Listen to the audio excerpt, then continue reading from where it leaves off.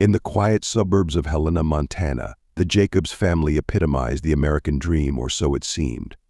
Claire Jacobs, a 35-year-old decorated pilot for the United States Air Force, was admired by her peers for her discipline, precision, and unwavering dedication to her country. Her husband, Matthew Jacobs, 33, had once been a talented interior designer but had set aside his career to become a full-time homemaker. With his warm smile and gentle demeanor, Matthew was the heart of the family, devoting himself entirely to raising their bright-eyed 6-year-old daughter, Emily. Their picturesque home sat atop a hill, overlooking lush green landscapes that seemed as perfect as the life they portrayed. Neighbors often remarked on the sound of Emily's laughter wafting from the backyard, or the tales of Claire's daring aerial missions shared at block parties. The Jacobs seemed to have it all: love, stability, and a strong sense of unity.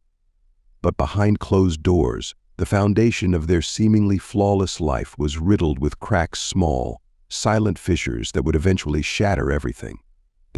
One of the most frequent visitors to the Jacobs household was Claire's younger brother, Andrew, a 30-year-old with a magnetic personality but an unstable lifestyle.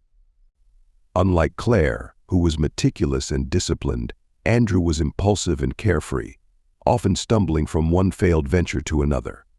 Despite his shortcomings, he had an undeniable charm and a knack for endearing himself to everyone he met. To the Jacobs family, Andrew was Uncle Andrew, a lovable presence who often brought joy and lightness to their home, particularly to young Emily, who adored him. But the story that would culminate in tragedy began innocently enough. On a crisp March morning in 2012, Claire decided to sort through an old storage box tucked away in the attic. She was searching for mementos to include in a scrapbook for Emily's upcoming school project. Among the dusty keepsakes and forgotten knickknacks, she stumbled upon a photo album. Its cover was worn, and its pages were filled with snapshots of the past family gatherings, birthdays, and holidays. As she flipped through the pages, Claire's heart warmed at the memories until a particular set of photos caught her attention. They were of Matthew and Andrew, taken years earlier during a time when Claire had been deployed overseas. At first, they seemed like innocent images, Matthew smiling as Andrew helped him assemble Emily's crib, the two of them joking in the backyard during a barbecue. But the more Claire studied them, the more something felt off. Their body language seemed unusually close, intimate, even. There was a familiarity in the way they looked at each other that unsettled her. Claire brushed off her unease, chalking it up to her long hours at work and the stress of juggling her demanding career with family life. But the images stayed with her, haunting her thoughts even as she tried to focus on other things. Over the next few weeks, Claire found herself scrutinizing every interaction between Matthew and Andrew, replaying moments in her mind that had once seemed innocuous. The turning point came one evening as Claire was tidying Emily's room. Hidden among her daughter's old toys, she discovered a hospital bracelet from the day of Emily's birth. The sight of it made her smile, at first a memento from one of the happiest days of her life. But as she examined it more closely, her smile faded. The dates and times etched onto the bracelet didn't align with her memory. A sense of unease began to creep over her as she replayed the details of that day, questioning her recollections. Driven by a growing sense of suspicion, Claire decided to dig deeper. Under the pretext of a routine medical checkup, she requested a DNA test for Emily, claiming it was necessary to update her family's medical records. The results arrived in a plain envelope 2 weeks later. Claire opened it alone in her car, her hands trembling. What she read confirmed her worst fears: Emily was not her biological daughter. The shock was immediate, like a blow to the chest. Claire's mind raced as she tried to process the revelation. Her first thought was that there must have been a mistake, but as she sat there, the evidence began to pile up in her mind: the photos, the hospital bracelet, the inconsistencies in Matthew's stories. There was no denying the truth. Emily was not her child. But if Emily wasn't hers, then whose child was she? Claire didn't have to search far for answers. Andrew's frequent presence in their lives, coupled with the timeline, left little room for doubt. The pieces of the puzzle fell into place with horrifying clarity. The brother she had always looked out for, always defended, had betrayed her in the most profound way possible. And Matthew, the man she had loved and trusted for over a decade, had hidden it from her. The betrayal ran deeper than Claire could have imagined. It wasn't just about infidelity, it was a complete unraveling of her identity as a wife, a mother, and a sister. She felt as though her entire life had been a lie, meticulously constructed and maintained by the two people she had trusted most in the world. Claire's first instinct was to confront them. She imagined storming into the house, demanding answers, forcing Matthew and Andrew to admit their betrayal. But as the days went on, her rage began to transform into something darker. Confrontation wasn't enough. They needed to feel the depth of the pain they had caused her. They needed to suffer as she was suffering. For weeks, Claire went through the motions of her daily life, maintaining the appearance of normalcy while a storm brewed inside her. To the outside world, she was still the disciplined Air Force pilot, the loving wife, the devoted mother.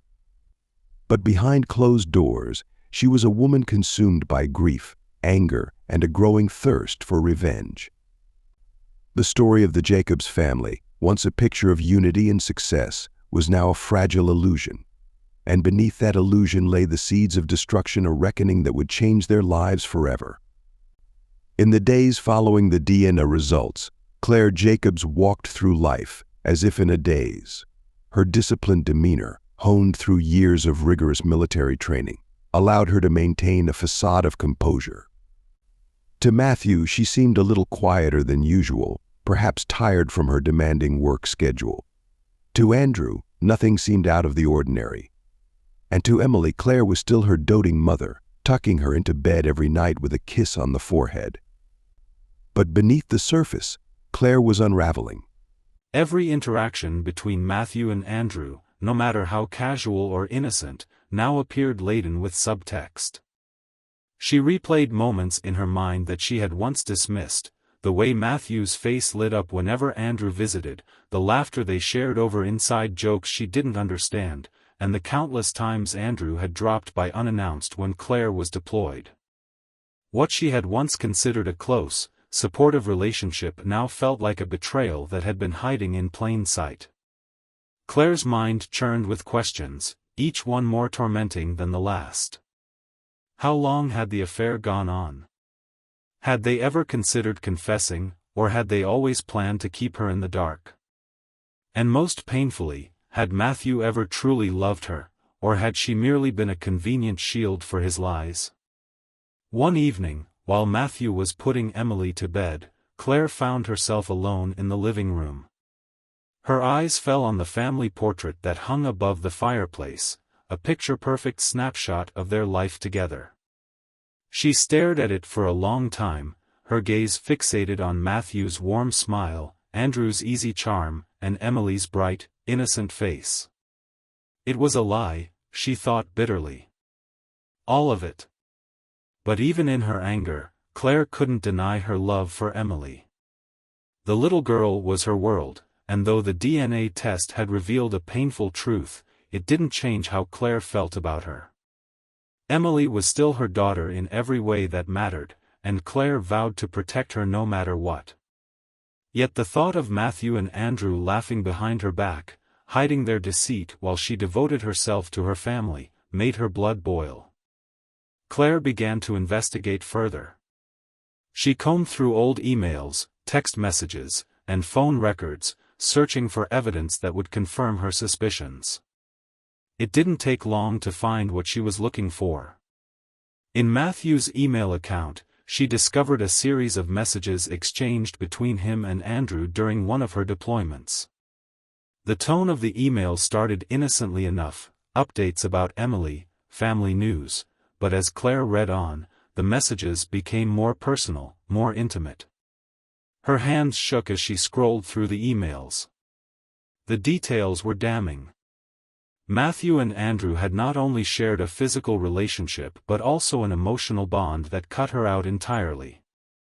The messages were filled with inside jokes, shared frustrations about Claire's long absences, and declarations of affection that made her stomach churn.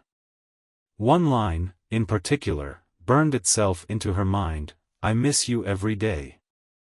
I wish it could just be the three of us, me, you, and Emily." Claire closed the laptop, her chest heaving with rage. She felt like a stranger in her own home, surrounded by people who had conspired to deceive her. The betrayal wasn't just about Matthew and Andrew's affair, it was about the life they had stolen from her. They had turned her into an unwitting participant in their charade, using her love and trust as a shield for their lies. But Claire didn't confront them, not yet. She knew that an emotional outburst wouldn't satisfy the storm brewing inside her. She needed them to understand the depth of her pain, to feel the weight of the betrayal they had inflicted upon her. And so, she began to plan. The first step was to maintain the illusion of normalcy. Claire continued to play the role of the devoted wife and mother, hiding her turmoil beneath a mask of calm. She even went out of her way to be affectionate with Matthew, knowing that her warmth would make her eventual reckoning all the more devastating. To Andrew, she was her usual self, friendly, supportive, and trusting. Neither of them suspected a thing. Meanwhile, Claire began to research. She spent hours reading about family law, custody battles, and the legal implications of exposing an affair. She wanted to ensure that when the time came, she could protect Emily and sever all ties with Matthew and Andrew. But her planning didn't stop there.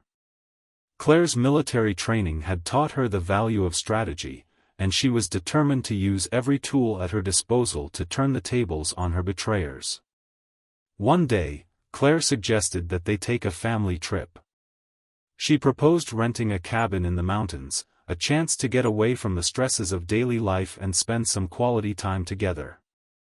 Matthew was thrilled by the idea, seeing it as an opportunity to reconnect with Claire.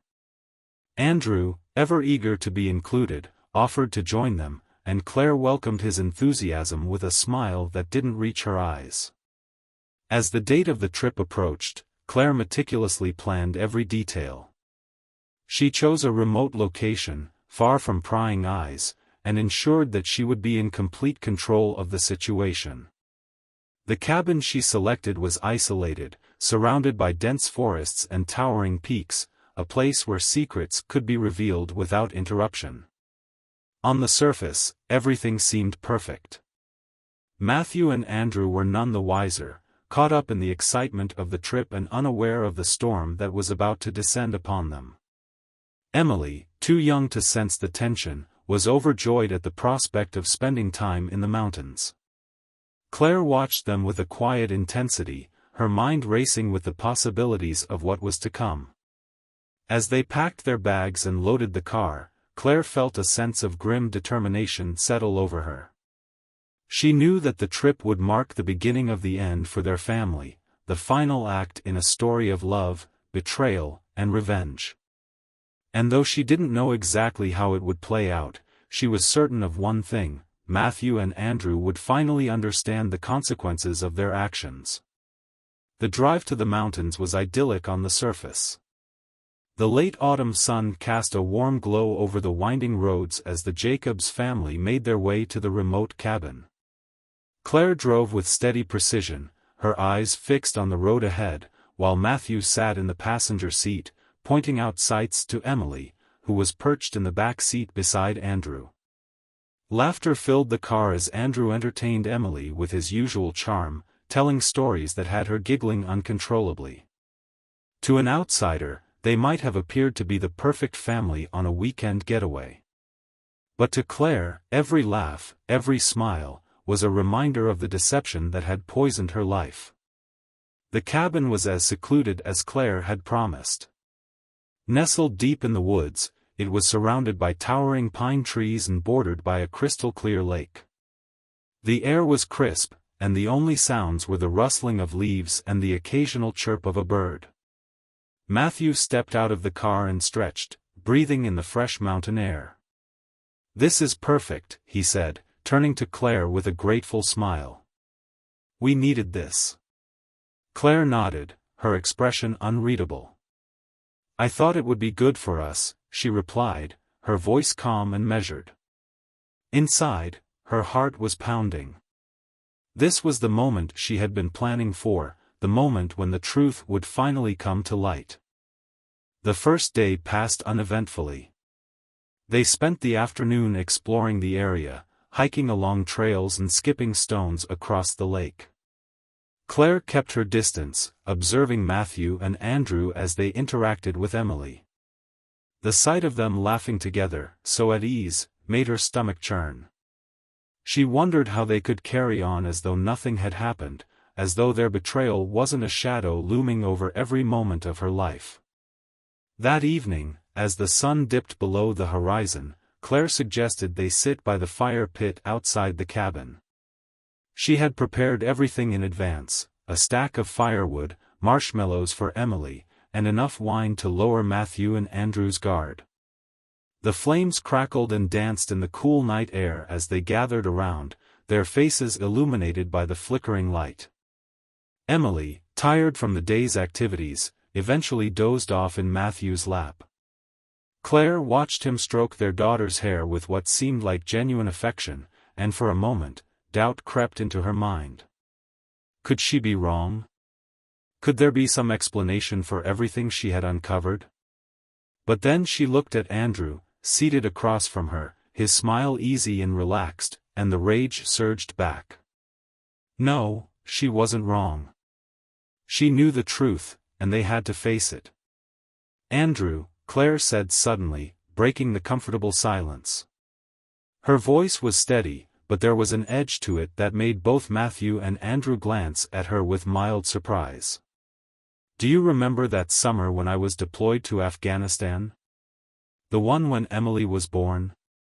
Andrew hesitated, caught off guard by the question.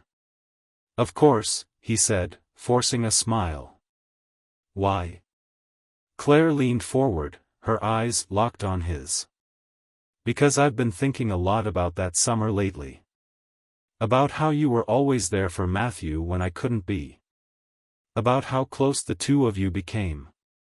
Matthew shifted uncomfortably in his seat. Claire, what's this about? He asked, his tone wary.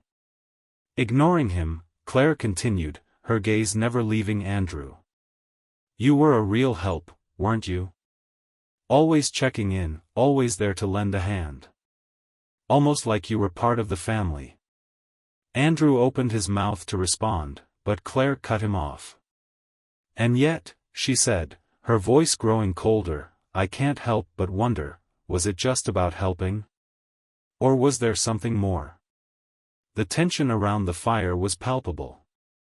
Matthew's face had gone pale, and Andrew was fidgeting nervously. Claire, Matthew began, his voice tinged with desperation, where is this coming from? Claire stood abruptly, towering over the two men. She reached into her jacket pocket and pulled out the envelope containing the DNA test results, her hands shaking with a mix of rage and adrenaline. It's coming from this, she spat, throwing the envelope onto the ground between them. Go ahead. Open it. Read it. Matthew stared at the envelope as though it were a live grenade. Andrew looked at Claire, his face a mask of confusion and fear. Claire, I don't understand. You don't understand? Claire's voice was sharp, cutting through the night like a blade. Then let me spell it out for you. Emily isn't my daughter. She's yours. The words hung in the air, heavy and suffocating. Matthew's eyes darted to Andrew, who looked as though he had been struck. What are you talking about? Andrew stammered, his voice trembling. That's not possible. Oh, it's possible, Claire hissed. It's the truth. I've spent weeks piecing it together, and the DNA test confirmed it. Emily isn't mine. She's yours. And you, she turned to Matthew, her voice dripping with venom, you knew. Didn't you? Matthew was frozen, his mouth opening and closing as he struggled to find the words. Finally, he managed to choke out, "Claire, please, let's talk about this. Privately." "Privately?" Claire's laugh was bitter and hollow. "You don't get to hide anymore. You've been hiding for years, lying to me, betraying me. Both of you." Emily stirred in Matthew's lap, her small voice breaking the tension. "Mommy? What's wrong?" she murmured sleepily. Claire's heart clenched, but she forced herself to stay focused. "It's okay, sweetheart," she said softly, kneeling beside her daughter. "Go back to sleep." As Emily drifted off again, Claire straightened, her gaze hard and unyielding. "I want the truth," she said, her voice low and dangerous. "All of it. Right now." Andrew was the first to crack. "Claire, I'm sorry," he stammered, his voice thick with emotion. "It wasn't supposed to happen. It was a mistake. We never meant to hurt you." Claire's lips curled into a grim smile. "A mistake? Is that what you tell yourself when you look at Emily? When you look at Matthew? When you look at me?" Matthew buried his face in his hands, his shoulders shaking. "I didn't know what to do," he whispered. "I thought, if I just kept quiet, it would all go away." "It didn't go away," Claire snapped. "It festered. And now it's too late." As the fire crackled and the night deepened, Claire knew that this was only the beginning. The reckoning she had planned was far from over. The fire had long since died down, leaving the cabin in darkness. Only the moonlight streaming through the trees illuminated the tense scene. Matthew sat slumped in his chair, his face buried in his hands, while Andrew stared at the ground, unable to meet Claire's gaze. Claire stood over them, her fists clenched at her sides, her fury simmering just beneath the surface. Emily, thankfully, was fast asleep in the cabin, unaware of the storm raging around her. "You betrayed me," Claire said finally, her voice cold and sharp. "Both of you. You didn't just betray me, you destroyed the foundation of everything I believed in. My marriage, my family, my daughter, all of it was built on lies." Matthew raised his head, his eyes red and filled with tears. "Claire, I'm sorry," he pleaded. "I never meant for this to happen. I love you, I've always loved you." "Don't you dare," Claire snapped, her voice cutting through the night like a whip. "You don't get to say you love me. Not after what you've done. Love doesn't look like this." Andrew finally found his voice. "Claire, I know I don't deserve your forgiveness," he said, his voice trembling. "But please, don't let this destroy everything. Emily needs you. She needs all of us." Claire turned on him, her eyes blazing. "You don't get to talk about what Emily needs," she said. "You've already taken so much from her, from me. Don't pretend you care about what's best for her now." The silence that followed was heavy, broken only by the distant rustling of leaves in the wind. For a moment, Claire felt the weight of everything crashing down on her, the betrayal, the heartbreak, the overwhelming sense of loss. She had spent weeks planning this confrontation, imagining every possible outcome, but now that it was here, she felt adrift, unsure of what to do next. But then her resolve hardened. She had come here for a reckoning, and she wasn't leaving without one. "Here's what's going to happen," Claire said, her voice steely. "When we get back to Helena, I'm filing for divorce. You," she pointed at Matthew, "are going to sign whatever papers my lawyer sends you without a fight. I will get full custody of Emily, and you will see her only when I allow it. Do you understand?" Matthew nodded, his face ashen. "Yes," he whispered. "And you," Claire turned to Andrew, her glare so fierce that he flinched, "are going to disappear. You're going to stay out of my life, out of Emily's life, and out of Matthew's life. If I ever see your face again, I will make sure you regret it. Andrew opened his mouth to protest, but Claire silenced him with a look. You've already taken enough from me, she said. The least you can do now is give me the space to rebuild what's left of my life. For a moment, neither man spoke. Then Andrew nodded, his shoulders slumping in defeat. I'll go, he said quietly. I'm so sorry, Claire. Sorry doesn't fix this, Claire replied, her voice devoid of emotion. Nothing will. With that, Claire turned and walked back into the cabin, leaving Matthew and Andrew alone in the darkness. Inside, she found Emily still sleeping soundly, her small face peaceful and unaware. Claire knelt beside her daughter, brushing a strand of hair from her face. Despite everything, Emily was still her light, her reason to keep going. The next morning, the drive back to Helena was silent. The tension in the car was suffocating, but no one dared to speak. Claire kept her eyes on the road, her hands gripping the wheel tightly. Matthew stared out the window, his expression blank, while Andrew sat in the back seat, his head bowed. Emily, sensing the shift in mood, stayed quiet, though she occasionally glanced at her parents with concern. When they arrived home, Claire wasted no time. She packed a bag for herself and Emily, then turned to Matthew. We'll be staying at a friend's house for a while, she said. Don't try to contact me. My lawyer will be in touch. Matthew nodded, his eyes filled with regret. Claire, please. No, Claire cut him off. We're done. She left without another word, taking Emily by the hand and walking out the door. For the first time in weeks, she felt a glimmer of relief. It wasn't over, not by a long shot, but she had taken the first step toward reclaiming her life. In the months that followed, Claire began the arduous process of rebuilding. The divorce was finalized quickly, thanks to Matthew's compliance, and she was awarded full custody of Emily.